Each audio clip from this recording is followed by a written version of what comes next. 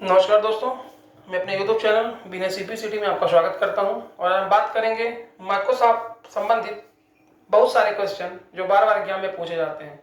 MS office में बहुत सारे पैकेज हैं, बहुत सारे प्रोग्राम हैं जिनकी आवश्यकता बार बार आपको कहीं ना कहीं एग्जाम में होती है। तो आज हम बात करते हैं एमएस ऑफिस से related MS Excel, MS Word, MS PowerPoint, MS Access और अन्य जो भी फीचर्स होते हैं उनके बारे में जानकारी इकट्ठा करते हैं। पहला क्वेश्चन लिखते हैं,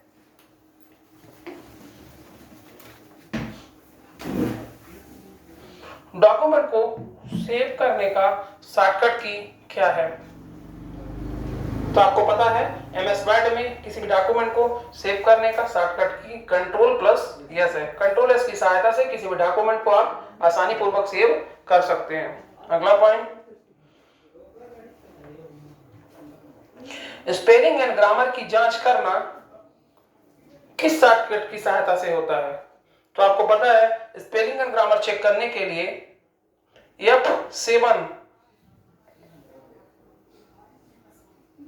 F7 की सहायता से स्पेलिंग एंड ग्रामर, F1 से आपको पता है हेल्प आता है, F2 से सेलेक्ट फाइल फोल्डर का रीनेम आता है, F5 से रिफ्रेश आता है और F7 से स्पेलिंग एंड ग्रामर चेक आता है। अगला पॉइंट,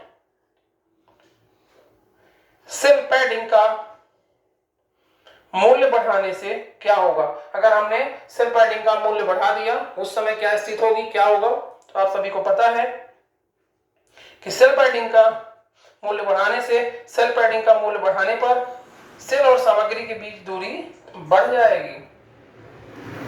अगला पॉइंट,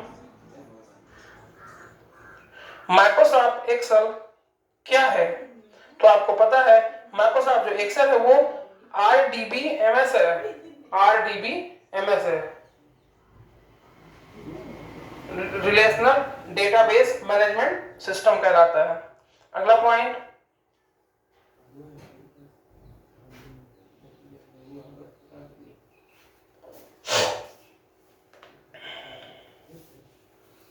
माइक्रोसॉफ्ट वर्ड में चार्ट कहां पाया जाता है। आपको पता है कि एमएस वर्ड में चार्ट कहां पाया जाता है।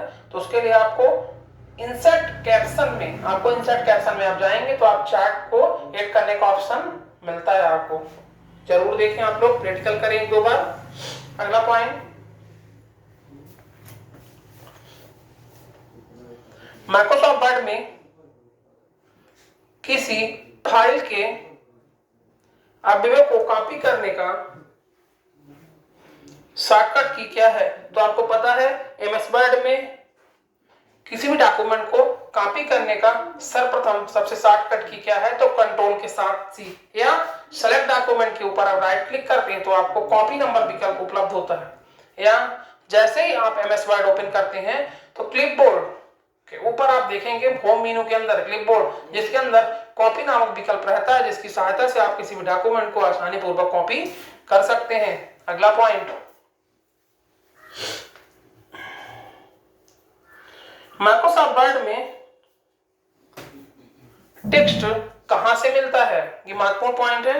माइक्रोसॉफ्ट वर्ड में टेक्स्ट कहां से मिलता है। तो इसका सही विकल्प होता है, आप सभी को पता है, इंसर्ट कैप्शन में। इंसर्ट कैप्शन की सहायता से किसी भी डॉक्यूमेंट को आप किसी भी वर्ड में डॉक्यूमेंट को प्राप्त कर सकते हैं। अगला पॉइंट, स्वतः हेडर एवं फुटर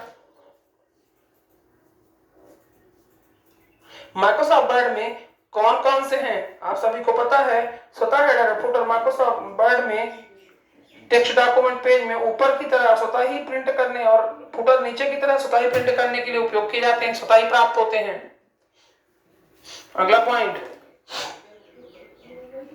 ओपन ऑफिस में फॉर्मेट कैप्शन में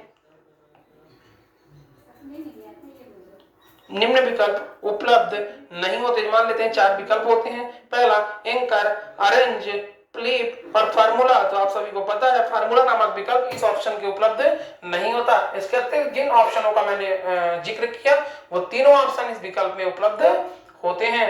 अगला पॉइंट,